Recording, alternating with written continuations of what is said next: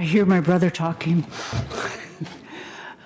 Well, welcome to the Sealaska Heritage Language Institute. My name is Joey Zuboff, and I'm a Daʻl'aweidí. Actually, Joey was supposed to be introducing our guest lecturer today, but he was called away to Germany. He and some of our team members are working on an exhibit there, and we're hoping that we're going to be able to have that at least as a virtual exhibit here, if not the objects themselves coming home. So anyway, our guest lecturer is known, I know, well known to everyone here in this room, a great educator, an artist, a clan leader, a mother, and a friend to most all of us in here. Shgendootan George, Shgendootan George is a Daḳl'aweidí clan member of the Killerwhale Tooth house in Angoon. She is actually viewed as her clan's leader. She has taught her daughters their clan songs, which we are always very privileged to hear in our ceremonies. She is the daughter of Gabriel, a Daʻl'aweidí, and Joanne George, and mother of 2 daughters. She is a high school graduate of Angoon. She received her BA in Fine Arts from the University of Puget Sound. With 22 years in a classroom education, she is currently self-employed with Tides Education Associates, where she writes and receives culturally responsive curriculum programs and teacher training. And I have to say, she contributes substantially to the work that SHI does. In fact, she came to me with one of the grant proposal ideas. We got that grant, and then she quit. But fortunately, she came back to work for us as a contractor. She is a well-known artist and a Chilkat weaver, and I'm really proud to say that she made, I think, probably one of the first contemporary Chilkat robes that had a commercial weaving embedded in it, and that's according to Tlingit law. When somebody has taken your property, we are able to take a piece of their property and put it on our regalia as a reminder. Only I signed a non-disclosure agreement, so I can't tell you who it is, but I think you know who it is. Anyway, her lecture will provide a summary of the events leading up to the 1882 shelling of Angoon. And after waiting for 142 years for an apology from the U.S. Navy for the destruction of Angoon, they finally received their apology on October 26, 2024. And we are so happy that it was made in 2024 and not after January 2025. So please welcome our guest lecturer.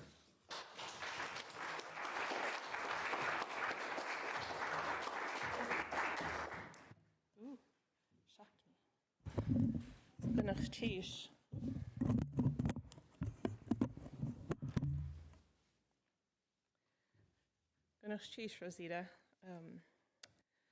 When Rosita says come, you jump. Whoops. Is that okay right there? Thank you for that introduction. It's always fun to hear some of your accomplishments, your own accomplishments.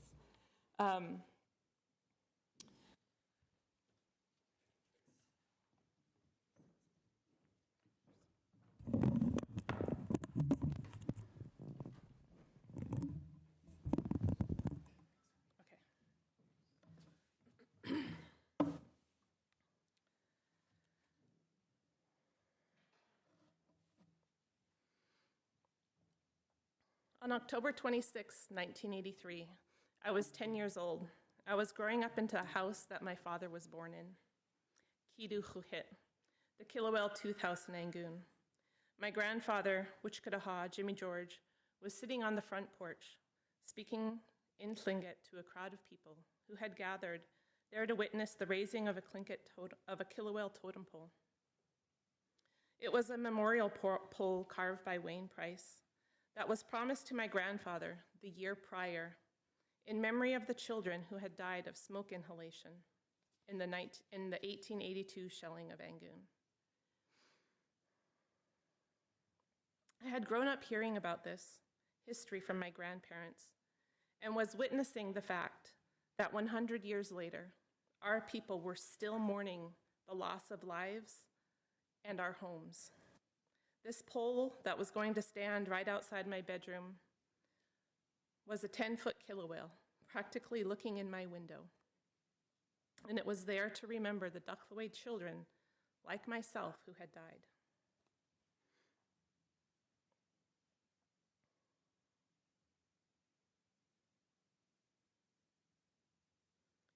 The year before, October 26th, 1982, was the 100-year anniversary of the intentional and cruel destruction of our Daćl'aweidí village. Sealaska Heritage Foundation had formed a committee that included Wally Frank Sr., Matthew Fred Sr., William Nelson, George Jim, Edward Gamble Sr., Lydia George, and Emma Hamburg.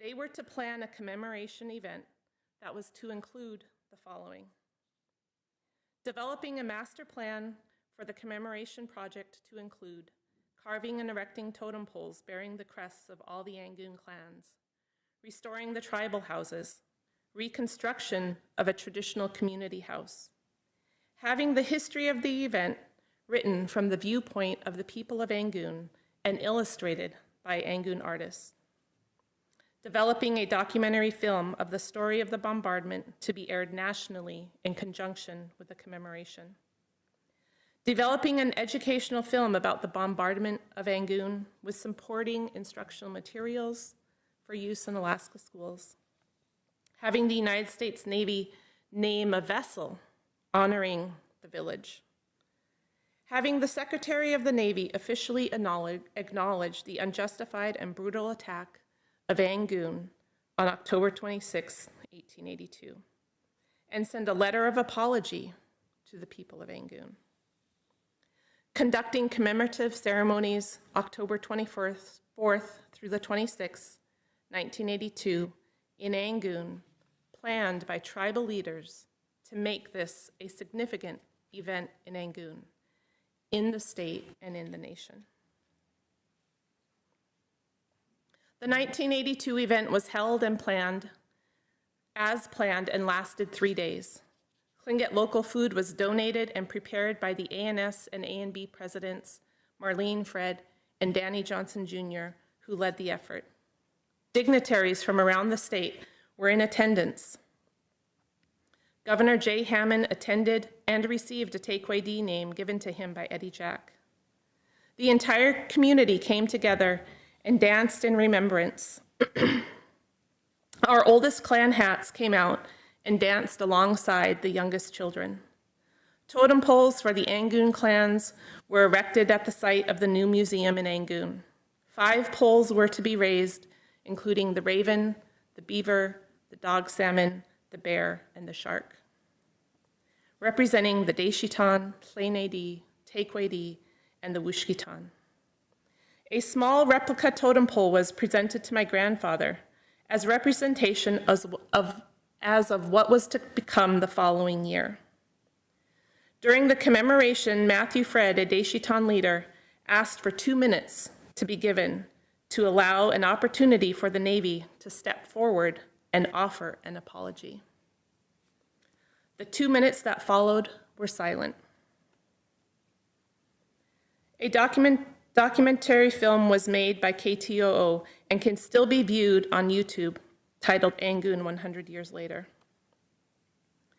If you watch the video, you will see our grandparents asking for the acknowledgement that what had happened to us wasn't right, that it wasn't a misunderstanding or deserved. The people in the video are mostly passed on now, and I wonder if they ever thought that another 40 years later, we would finally witness an apology from the United States Navy. This past October, 142 years after the destruction of Angoon, the United States Navy Admiral Sakatto presented Angoon with a proclamation admitting to the wrongdoing and apologizing to the people of Angoon. The significance of this is vast for the people of Angoon, for Tlingit people, for the country. Apologizing like this from the United States government is rare. On a personal level for me, it was monumental.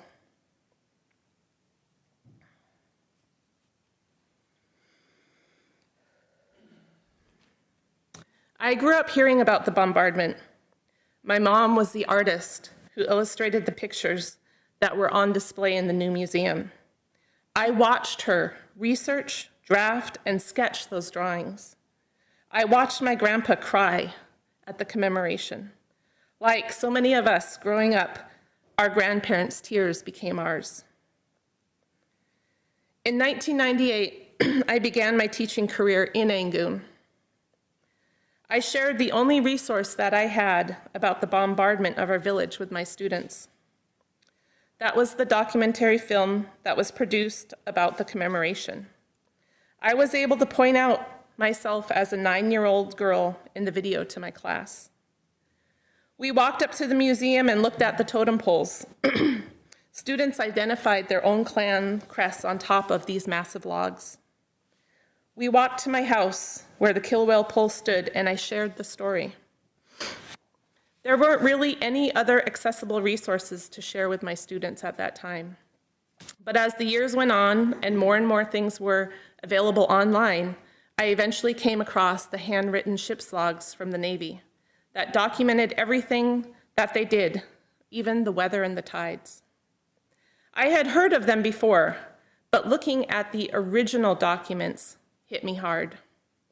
Over the years, I would come back to searching and reading more and more, finding the scanned images of the United States Congress records and communication between Congress and figures involved in the bombing, calling it an alleged shelling of Indian villages. One of the biggest finds was when I emailed a museum and got a scanned copy of a written letter by Frank Clark, a seaman on the USS Adams. He wrote to his family about witnessing the destruction. The letter, amazingly, was found in an antique store on the East Coast, tucked away in an old book. It's completely incredible that it was found, preserved, and accessible to me. The most fascinating thing was comparing the various ways in which these people who witnessed what happened and how they wrote about the attack.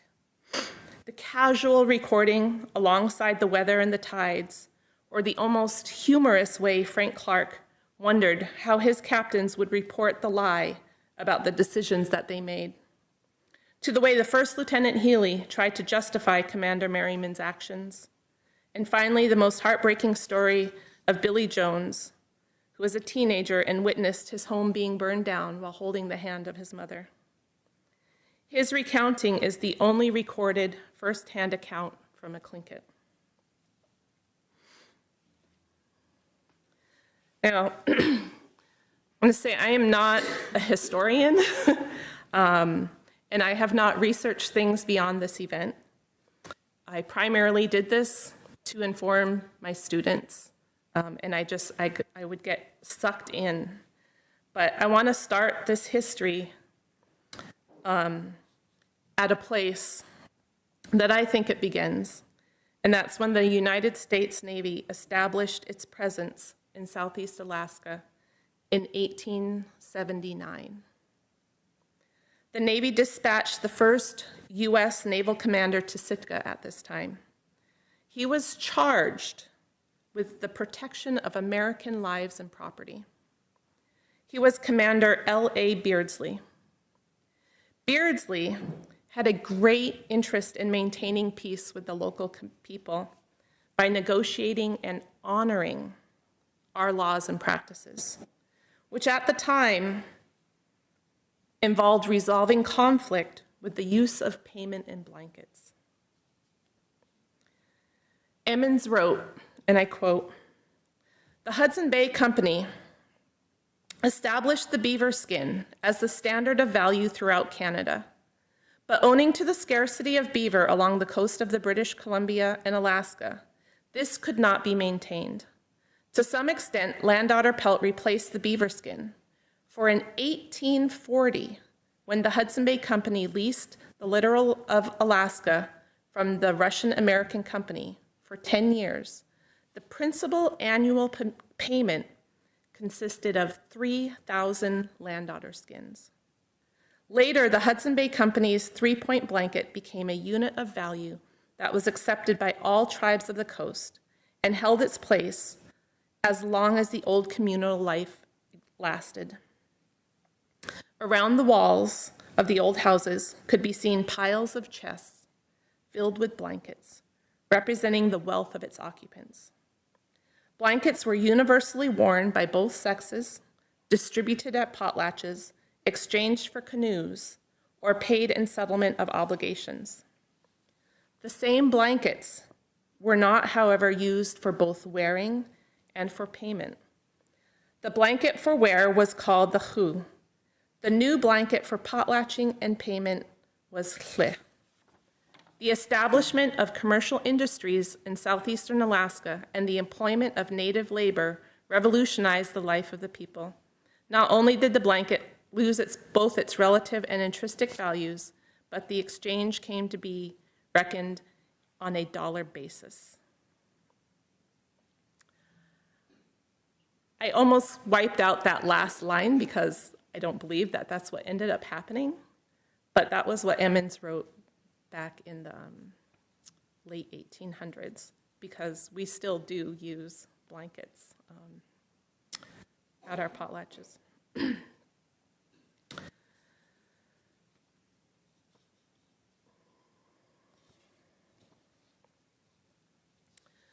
Commander Beardsley,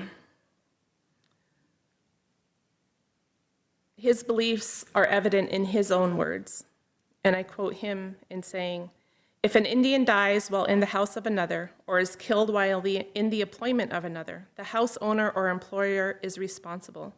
The Indians seldom fail to yield to this, the very foundation of their laws, and refusal to make equitable settlement is always a cause of war." So this is what Beardsley wrote about dealing with complications. Now, a year prior to this, that was in 1879.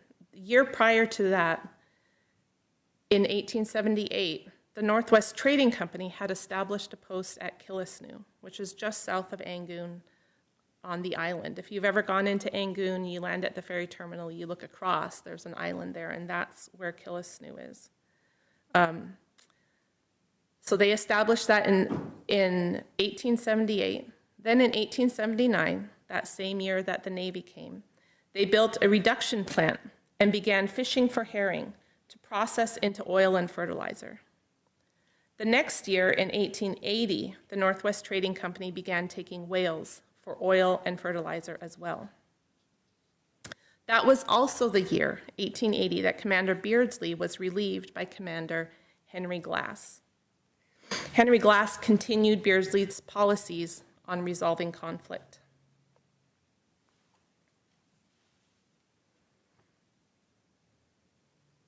In 1882, Commander Edgar Merriman in the USS Adams relieved Commander Glass. Merriman took no interest in maintaining the Beardsley Glass policies, as we will see in the ship's logs. Interestingly, George Emmons was stationed at Sitka on board the USS Adams and was the person recording the ship's logs. He also recorded the lives and culture of the Tlingit people in the 1880s and 1890s. He subsequently wrote about the use of trade blankets as money in the Tlingit Indians book. And that was the quote that I had just read to you. The events leading up to the bombardment were all documented in the ship's logs. There were 3 ships involved. One was called the Favorite, and it was used by the Northwest Trading Company. The superintendent, Mr. Vanderbilt, took it to Sitka to tell of the Indian uprising at Killisnoo. The USS Adams was commanded by Edgar Merriman of the United States Navy, and the United States Revenue steamer Corwin that was commanded by First Lieutenant Healy. William Governor Morris was the collector of customs at Sitka, and he also played a role in his testimony. There's those ships.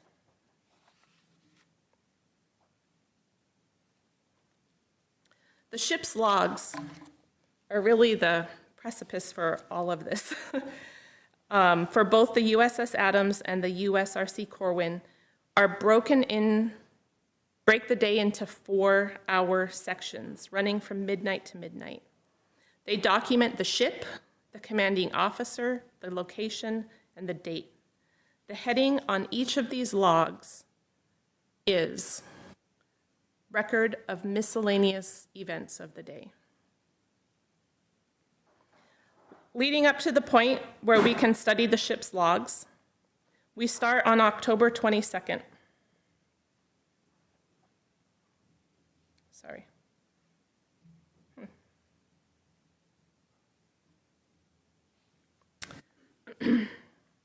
When Teeth-Clain, oh, I see, here we go. We start on October 22nd, when Teeth-Clain was killed, when the firing of a harpoon that exploded prematurely while working for the Northwest Trading Company. Teeth-Clain was Daʻl'aweidí and an Icht, a medicine man, and thus required strict adherence to traditions around death. All work was to stop, therefore the boats that were being used to hunt the whales were immediately beached, along with any crew working in them. The people began mourning right away by painting their faces black and stopping all work to prepare for the burial. A demand of 200 blankets was also relayed to the Northwest Trading Company to pay for the death of Teeth-Clain. The first mention of these events happens on October 23rd. I want to show you guys, this is what the ship's logs look like, and they're very hard to decipher the writing. So I've taken portions out. So the log on the United States Revenue steamer Corwin, second rate, 2 guns, under command of First Lieutenant M.A. Healy, U.S. Revenue Marine Sitka, Alaska Territory, Monday, October 23rd, 1882. Record of miscellaneous events of the day. If you look down at 4 to 8 p.m., light airs from the northeast to calm and cloudy with frequent rain showers. At 5, finished coaling for the day, having received on board 32 tons of coal. Received information of an Indian outbreak at Hutsunuu, made preparations for going to the place of trouble. Okay, so this was the Adams, where Commander Merriman was the head. On the same day, October 23rd, in another log on the U.S.,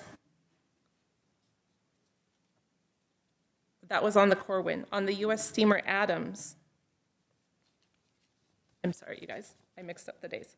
On the Adams, what I just read to you was from the Corwin. So from the Adams, from 8 a.m. to noon, they recorded that the commanding officer of the revenue steamer Corwin paid an official visit to the commanding officer. Then between noon and 4, the tug Favorite also came in from Killisnoo. Remember, the Favorite is from the Northwest Trading Company. Between 4 and 8 of the very same day, overcast and cloudy with passing showers, light breeze from north-northeast, making preparations for sending expedition in charge of Lieutenant C.W. Bartlett in North Lance. The following articles were placed on board the Favorite. 1 12-pounder Hauser and 1 Gatling gun with field cartridges complete, 40 Springfield rifles, 43 belts complete, 3,000 rounds of small arms ammunition, 66 12-pound cartridges, 2 boxes of shells for 12, 3 passing boxes for the howitzer, and provisions for 60 men for 4 days. And that was signed by G.T. Emmons, the master. So within hours of Mr. Vanderbilt coming from Killisnoo and saying that the Indians in Angoon were uprising, he immediately loaded the tugboat with all of this ammunition. The next day was October 24th. The USS Corwin was under the command of First Lieutenant Healy, but between 4 and 8 a.m., they recorded light variable airs and rainy. At 6:25, got underway with Commander E.C. Merriman, United States Navy, Cadet A.S. McRae, U.S. Navy, and the Collector of Customs. That was Governor Morris. On board and stood up Sitka Sound for Killisnoo, at which place the Indians are reported to be giving trouble, having taken possession of property belonging to white people. 2 U.S. Marines from the USS Adams on board. So the next day they left early in the morning.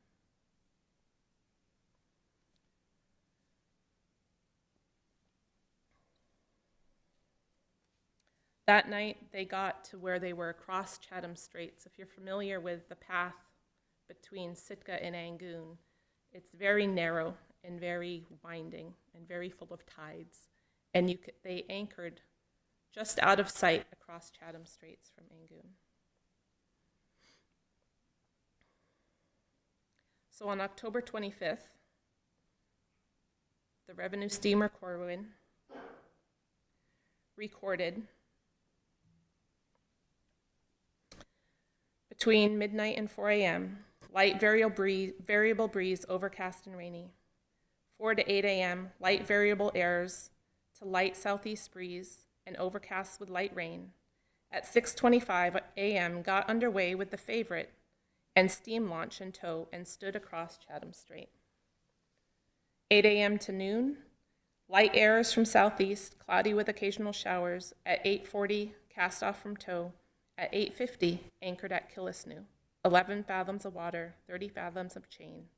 Indians still trouble in vicinity.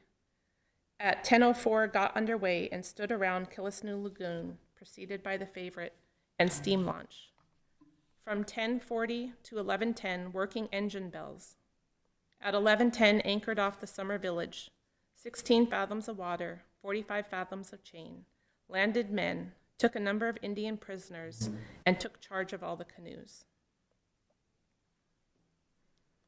Noon to 4, calm and partly clear. Demanded of the Indians 400 blankets. In case the blankets were refused, the village would be burned and the canoes destroyed. 4 to 8 p.m., calm and cloudy. 8 to midnight, light breeze from the north-northeast, overcast and raining.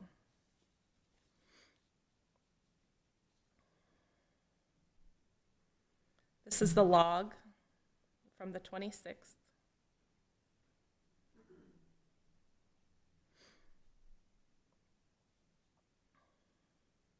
Log of the United States Revenue Steamer Corwin, second rate, 2 guns, under the command of First Lieutenant M.A. Healy, U.S. Revenue Marine, Hootsnawoo Lagoon, Thursday, October 26, 1882.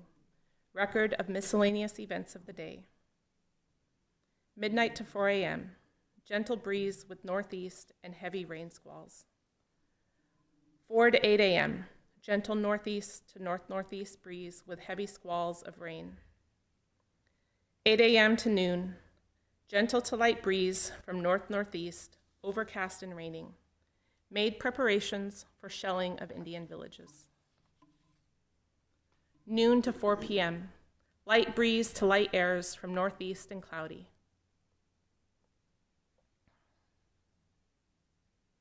Indians bringing but 81 blankets.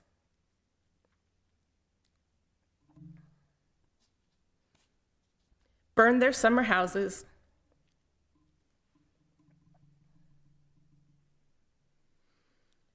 And destroyed 40 canoes. At 1:15 got underway and stood out of lagoon, followed by the other vessels. At 2 o'clock off to Hootsnoo village and shelled it. Landed Marines and sailors from Corwin and Favorite under cover of guns and fired the village. No resistance from the Indians. Expended 1 axe, lost overboard. Expended 15 cartridges and 15 loaded shells. Working engine to bells to hold position. 4 o'clock to 8 p.m., light airs from northeast and cloudy. At 4:10, boats returned to vessel. Steamed down to Killisnoo Harbor and anchored at 4:45 p.m., 11 fathoms of water, 30 fathoms of chain on starboard anchor, and banked fires. 8 p.m. to midnight, calm and partly clear.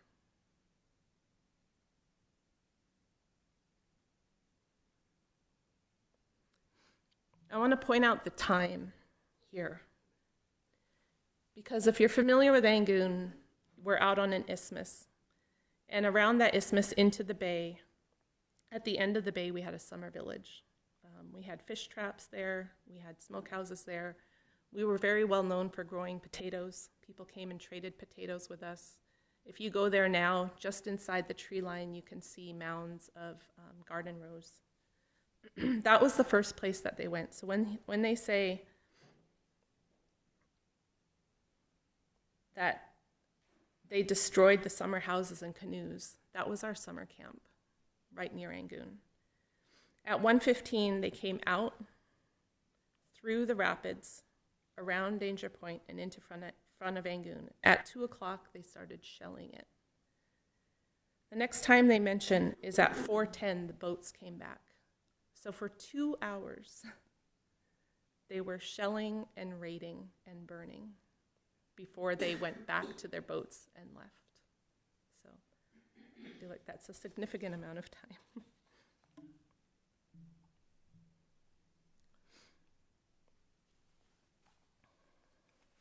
So that was on October 26th, the day of the bombardment. But it didn't end there in the logs. On October 27th, the United States Revenue Steamer Corwin, under the command of First Lieutenant Healy, took aboard 22 seamen of the USS Adams to be transported to Sitka. So remember, they were on the tugboat. And so they took them aboard the Corwin. They got underway at 8 a.m. to cross Chatham Strait and anchored off of Sitka at 4:40 p.m. in 7¼ fathoms of water. The USS Adams, which was still in Sitka, recorded in their logs that at 3:55 they could see the Corwin returning from Killisnoo, and that the commanding officer returned to the ship, that was Captain Merriman, coming in from Killisnoo, as well as Assistant Sergeant Curtis, Cadet McCunn, and 25 men. On October 28th, the next day, the Corwin recorded that at 6:30, the steamer tug, the Favorite, came in and made fast alongside the wharf. You'll remember that the Favorite is the tugboat that they loaded the Gatling gun and the other ammunition on.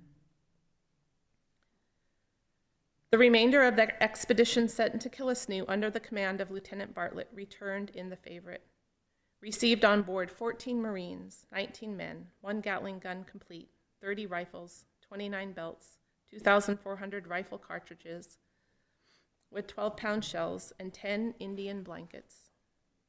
9 Indian prisoners were brought down on the Favorite and were confined up on shore in the guardhouse, and a sufficient guard of Marines to guard them. And they also received from the Corwin 38 blankets and 30 rolls of linen seized at Killisnoo. Keep that number of those blankets in your head because it's going to come up again.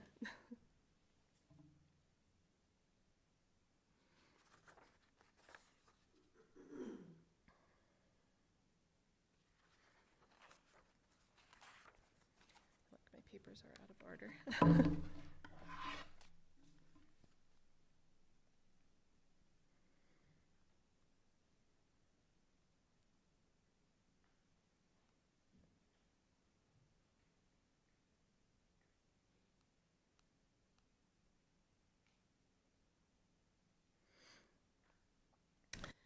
So in addition to the ship's logs accounts,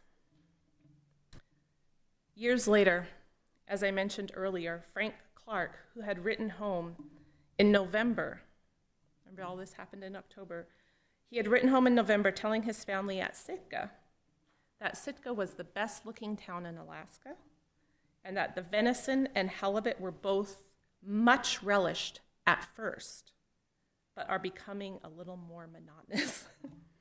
He goes on to describe the shelling at Angoon. This was his handwritten letter. It was many, many pages long. In it, he says, this is his account now. A few days ago, a man came down from Killisnoo and said that the Indians had seized their steam launch, and some nets and boats and 2 men had held them as security for payment of 200 blankets on account of the accidental explosion of a bomb launch in one of the whaling company's boats. To go back a little, I will state that when an Indian is killed, either purposely or on accident, they always expect settlement. If not made, they will kill someone for death. But it may be 2 years after and 200 miles away. This case was as follows. The Northwest Trading Company at Killisnoo, also having a whaling establishment, had sent out boats to get whales that run there. One of their boats was chasing a whale when a bomb launcher that they fire at a whale exploded and killed an Indian in the bow of the boat. They immediately put into Lagoon, where the Indian village is, and the Indians, probably knowing by experience that the company were not very reliable, seized their launch boats, nets, and 2 white men in them. They sent word over to the works to Vanderbilt, to the agent, that they wanted 200 blankets. A blanket is $300, and everything is valued in blankets. Instead of making a settlement as they could, probably have had it down to 20 or 30 blankets, he took a tug, and there came down here for help with this. It was the first chance our Kipper has had for glory, this cruise, and it was too good to lose.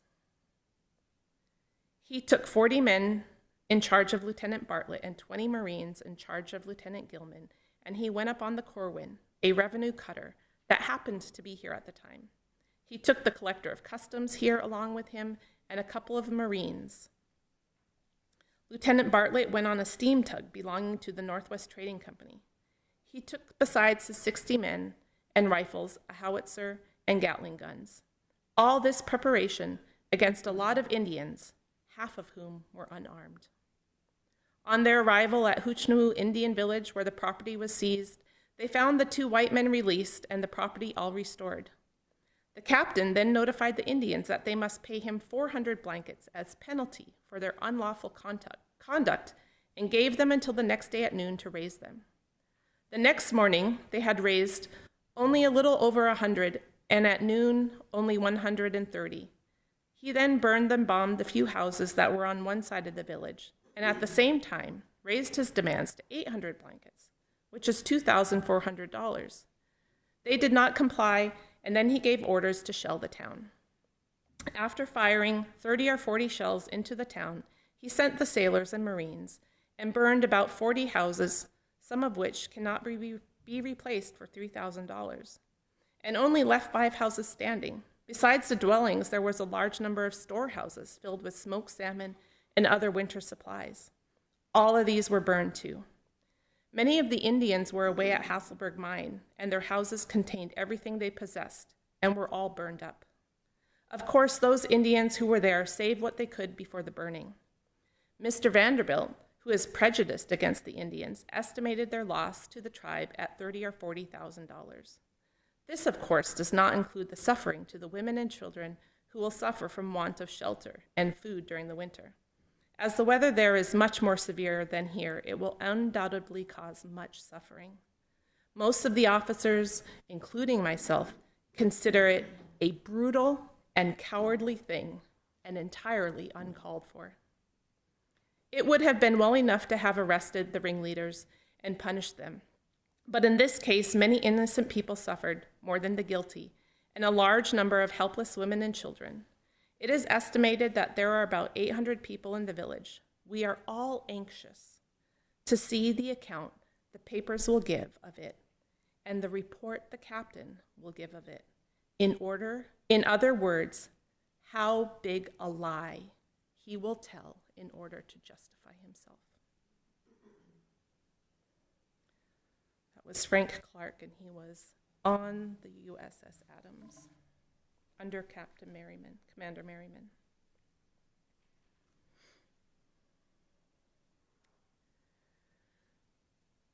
The communication and the primary sources go on. By December 4th, over a month later, the news had reached the House of Representatives, and the following was written on record. You can see shelling villages of Alaska, where Mr. Hewitt of New York submitted the following resolution, which was read, considered, and adopted.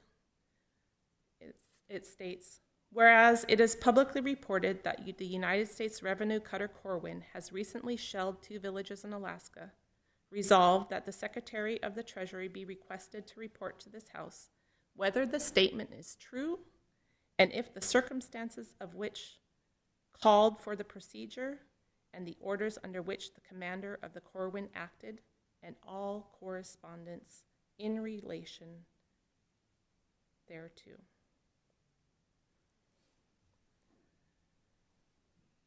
These were the letters that were reported back, and I am running out of time.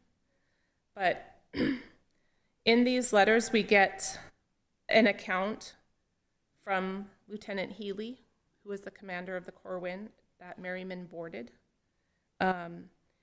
Healy states that the Indians refused to pay the amount and remained defiant.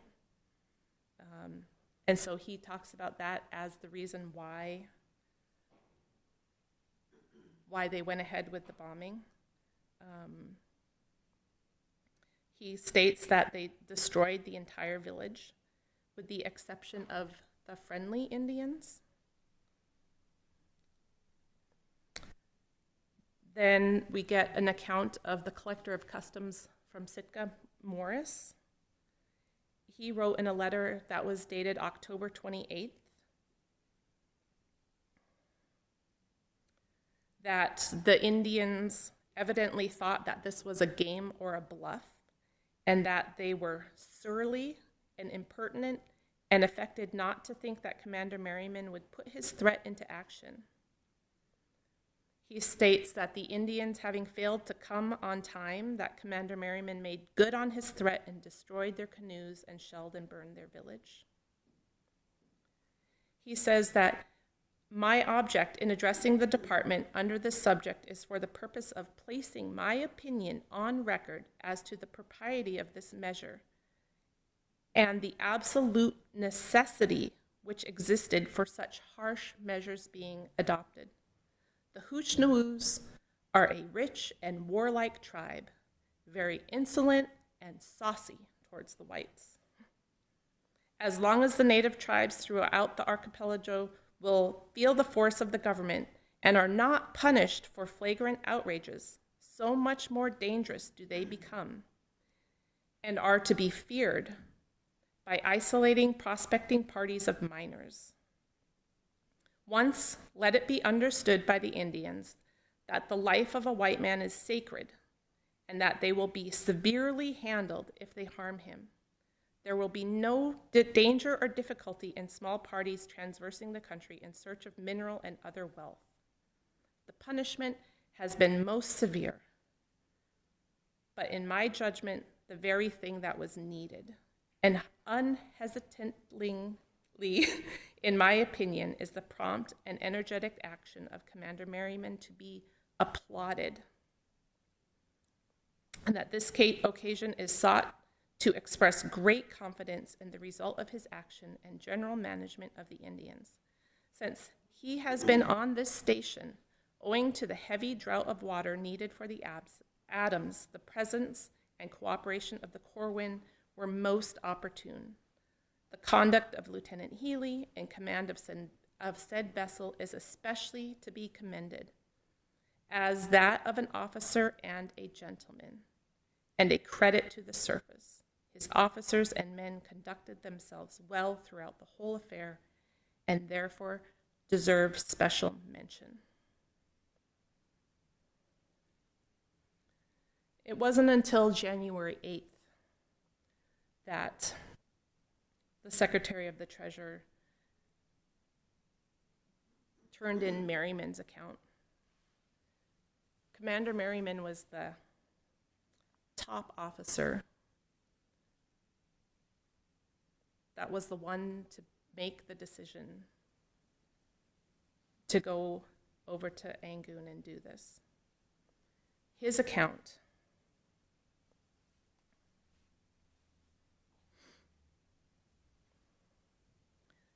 was written on October 28th, 2 days later.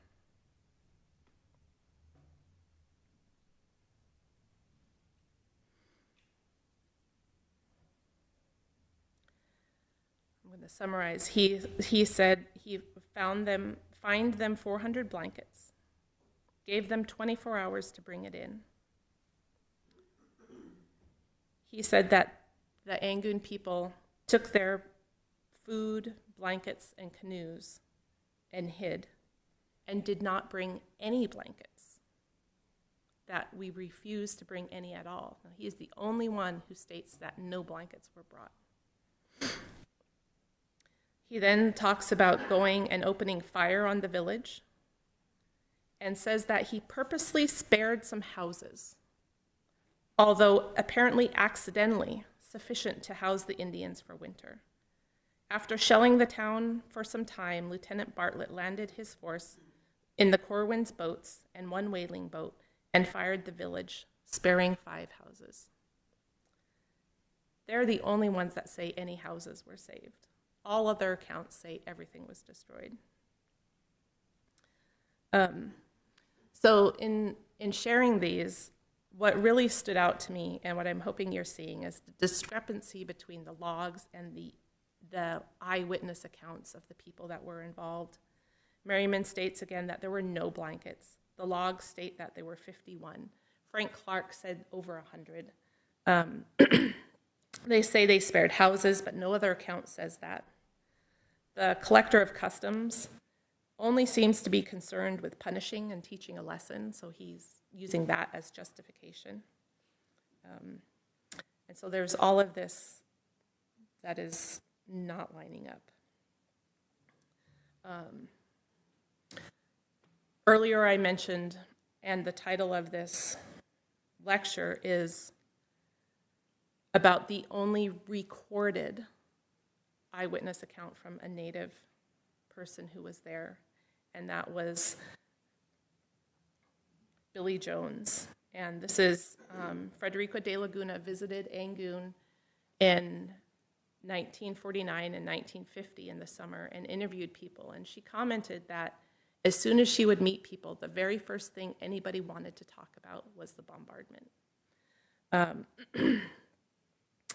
So she recorded Billy Jones, Slangushu, who left with his mother and walked up a hill and watched the burning. There are several translations because he gave it in Tlingit.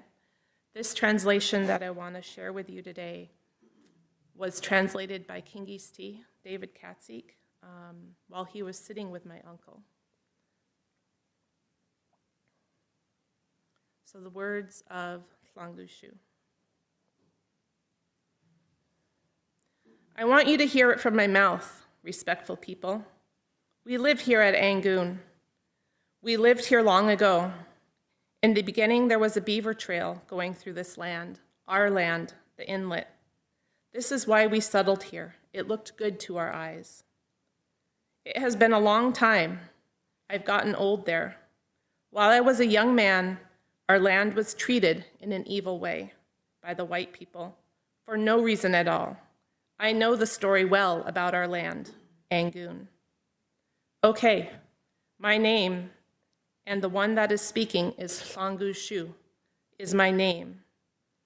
It is he that is speaking to you now. No help or assistance came into being from the government. See how our way of life was? It makes no difference where they sit, but all the government helps gives a hand to a lot of people. Us, though, no, they have not helped us. Okay, you will think about and talk about this account that I'm giving you. If you want, you can ask me to repeat what I said or ask me what I mean about when this land was caught on fire. Then at that time, I will tell you about it. Good. Why this land is ours, you have already heard, and I will tell you about when Angoon was burned up. I was 13 years old when the land was set on fire. I am not sure which month the white man moved to Killisnoo. This is what I know. Herring was being processed there. On the inside of Angoon, whales are harvested here as well. This Killisnoo, the man was called Wastaskoon. He was the one who was managing the business about the whales. Coming to the surface, it was shot. The whale gun shattered. One man struck in the head, Tlingit. It turned out to be my mother's brother. He was a Tlingit doctor. It was then when they stopped, when the gun killed him. It is the custom, practice of the Tlingit people. When something goes wrong, an accident happens, 2 days, 1 day, the people will stop what they are doing. Everything is stopped on behalf of the deceased until after the remains is placed in the earth. This is the life of a Tlingit from time immemorial. They followed this tradition. They stopped working. This killing, this worship, he was the one, Wastaskoon, that wrote all kinds of things about the people. Having the warship come over here, punish these people of the land. This is what he was saying. This is why from Sitka the warship departed. Understanding the ways of the government was not like today. To have to understand as a Tlingit, when the vessel came to this land was shot. To this day, when the land was being worked on, a shell was dug up. What were they shot with from this place, the other side where the people lived? Herring was processed there. When the boat went on the outside, the canoes were chopped up from the inside of the canoe. The Tlingit boats were chopped up. They were no more. When they were done, it was set on fire. This one was running from boat to boat. Right there in front of the community, it was anchored. There was no more. My mother said to me, "Do you know what is happening?" "Yes, I know it good," I said to her. 6 children, there are no more. They died of smoke inhalation where they slept. Food stored very close and destroyed. Blankets destroyed. How many? How many were in these houses? They were all destroyed. I never saw. What trouble did we cause to be treated this way? This is the trouble you caused. I never heard anyone say this, give a reason. It was for nothing that they attacked us. The houses, though, everything was taken out of them, to the boats that were on the shore, to the bigger boat. Do you see how it was, or our ordeal, our trouble? I will stop speaking for a few moments. Okay, you heard it, the account I have given you. Okay, when fall started coming and winter started to come, almost all of the people starved. This is how we were wounded in mind, body, soul, and spirit. They caused this pain in mind, body, soul, and spirit. Yes, listening to what I have to say, it is for the final time that he is talking. If a man did this, if a Tlingit did this, what would you say, government? If this was done to you, this one here, I asked, what will you say about this if a man did this to you? This will be the end. I have completed my account of the event.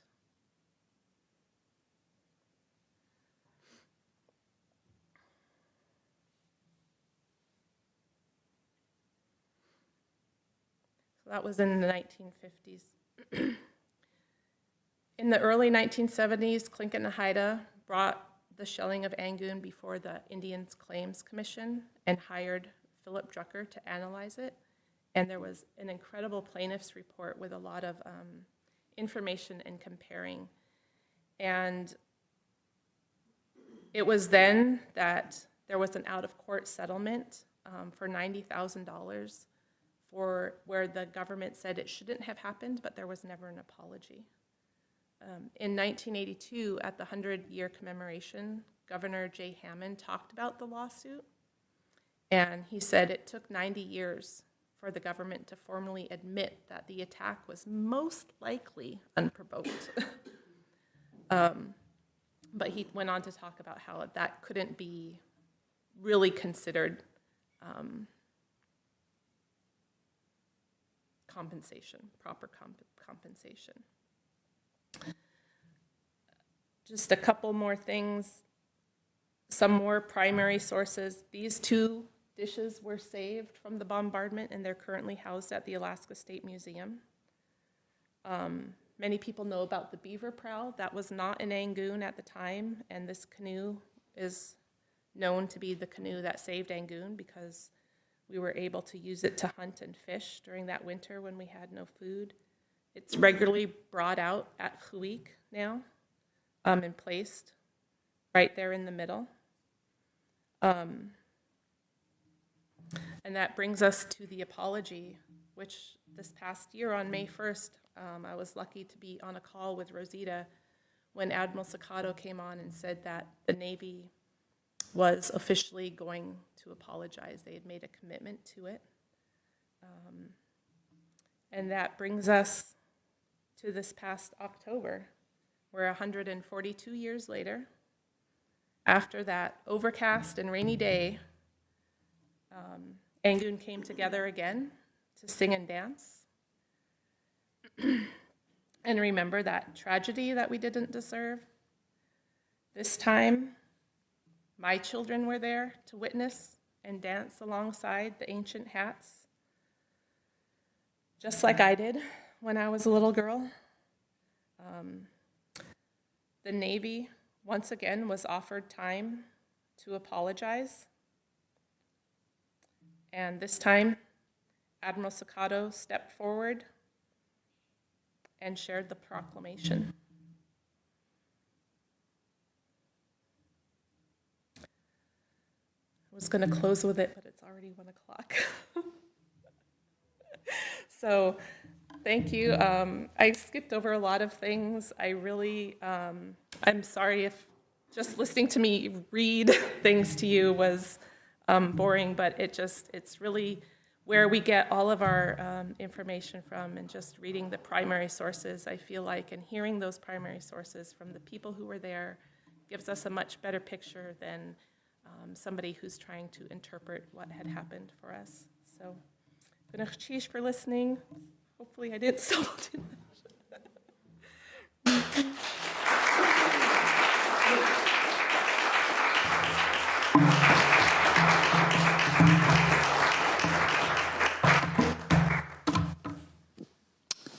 Can you hear me? Yes. At this time, we'll take questions from the audience, both online and in person. So if you have a question for Shgendootan, please raise your hand and I'll bring the microphone over to you.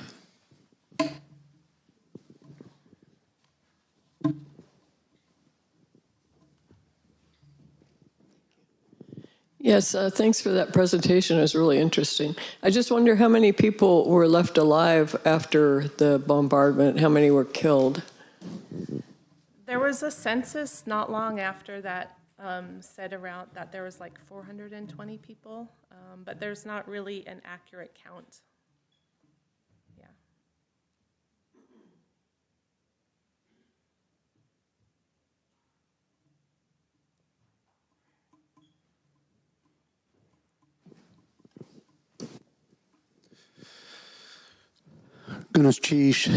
Shgendootan for recounting the history and for bringing, validity and substance, as you stated, to, this moment in history. And a lot of us just have, what we know in the news and what we've read. But this certainly brought a lot more substance in helping us understand what actually happened. A couple of questions related to the ceremony, and we've heard a number of clan leaders and speakers at the bombing ceremonies and apology ceremonies talk about this. While it's significant, it actually is just the beginning of healing for our communities and our people. And I'm wondering, one, was there one particular element, because it was a 15-hour ceremony in Angoon, and I'm wondering if there's any one element that stood out for you or the community, during that ceremony. And then two, are we seeing, or will we expect activities or programs or anything moving forward for our youth and for the community that might be related to the ceremony? The first thing I thought of while you were asking your question was, there was actually a lot of controversy around whether or not we should accept the apology. But to me, it was always like our grandparents went after the apology. So like, I would never to me, saying like we shouldn't accept it contradicts what they were seeking. And in my mind, our culture is all about honor and doing the right thing. And our ceremony is about honor and paying respect. And so in the act of actually saying we were wrong, we shouldn't have done it, and we're sorry is huge. And to me, it's worth more than any money that they could give us. A lot of people are really still seeking compensation, which I think is warranted. But the big thing was the apologizing.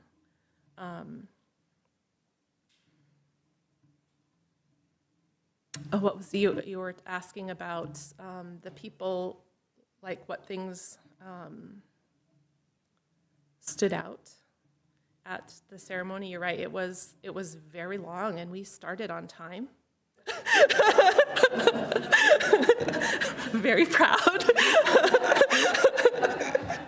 We started on time, and we went all day, and between the 1982 100-year commemoration, when Matthew Fred stood up there and said, I'm going to give 2 minutes for the Navy to apologize, through different remembrances that have been happening in Angoon since then, that comes up a lot, where we give that time for the Navy to step forward and to have them step up this past October was, I think that was incredible. You can't help but think about our grandparents. And then everybody, we talked beforehand about accepting the apology, which was a big conversation. So, yeah. I'm not sure if I got, in future plans, there is one of the things that as an educator, being involved in these talks, one of the things that I really pushed for, and I think is going to come to fruition, is a monument.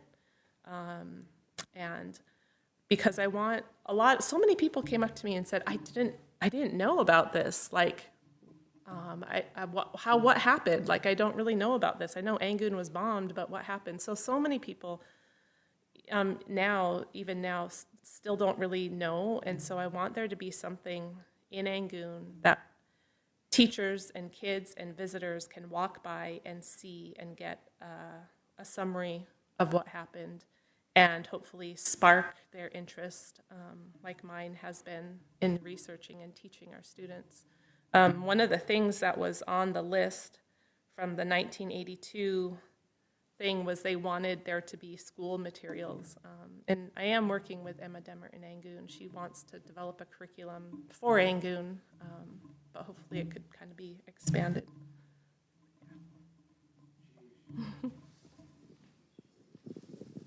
And I was over there, and I was wondering how the people felt, because the Navy has never apologized to anybody that I'm aware of, and where I saw the reception in Angoon, I was kind of stepped back when I heard that some of the other communities did not accept the apology, and I'm not sure if you've heard.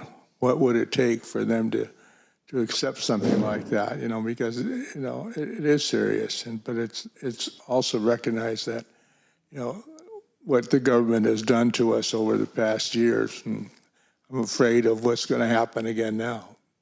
Thank you. I have not heard from anybody about their reasons for not accepting. I haven't had those conversations myself with people. So on a different note, if you had funds and time, what would you do next? If I had time.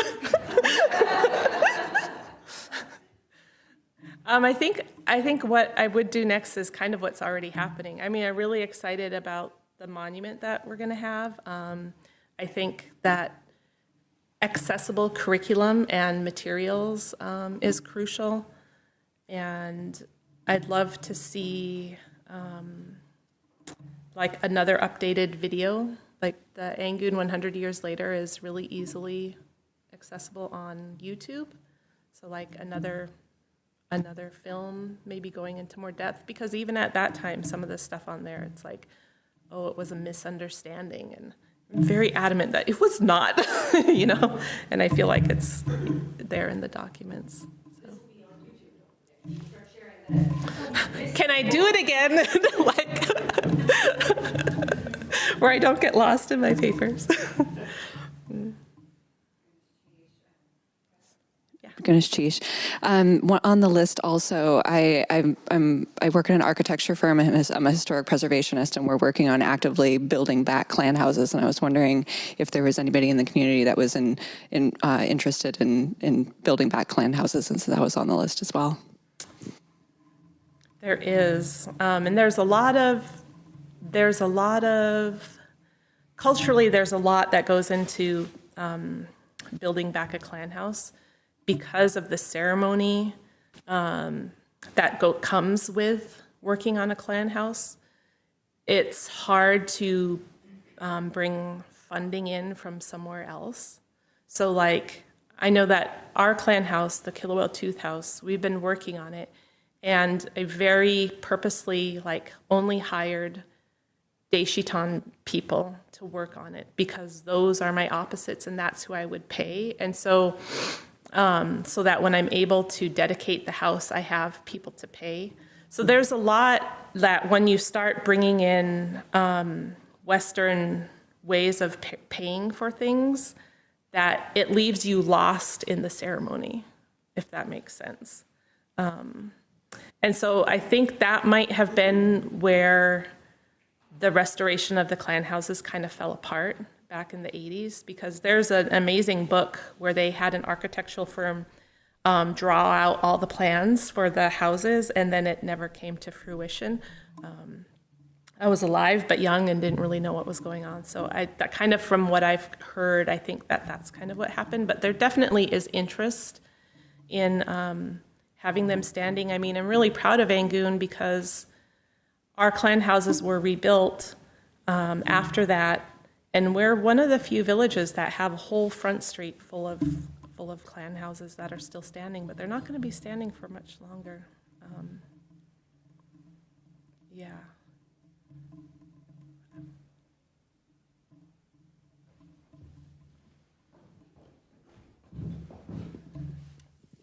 Thank you for that lecture. It's always, it's hard to hear, but it's good to hear. I just wanted to also share that there is additional information, historical information, that's not widely known, but Dr. Zachary Jones did further research, and he discovered that the bombing of Angoon was actually, the underlying basis for the bombing was for the coal beds. It was the entrepreneurs who wanted to remove the residents of Angoon from those coal beds, because at that point in time, coal was really important for heating, for transportation. That will be published. Sealaska Heritage Institute, in its box of knowledge, will be publishing the stories about the 3 bombardments. Remember, we had 3 villages that were bombed. I also wanted to clarify for Wrangell, where I think the papers have kind of mischaracterized actually what happened. There was actually only one individual from a clan that said he wasn't going to accept the apology. But what the clans were saying is that this is just the first part of this apology, and that they kept saying this is just the beginning. But when I talked to the clan leaders, they said, I said, well, we'll be publishing in the box of knowledge about the bombardment of Wrangell. And I said, I'm reading in the papers that you didn't accept it. I said, I was there, and I said, I heard the apologies, except for one person and he startled the rest of the clan when he did that. And I said, our interpretation is that you did accept the apology with the understanding that it was only just the beginning, because they definitely are also looking for some sort of reparation for their community. We actually had submitted to Congress reparations for the 3 villages, but I suspect we're going to have to wait for maybe 4 years until we can get those reparations moving again.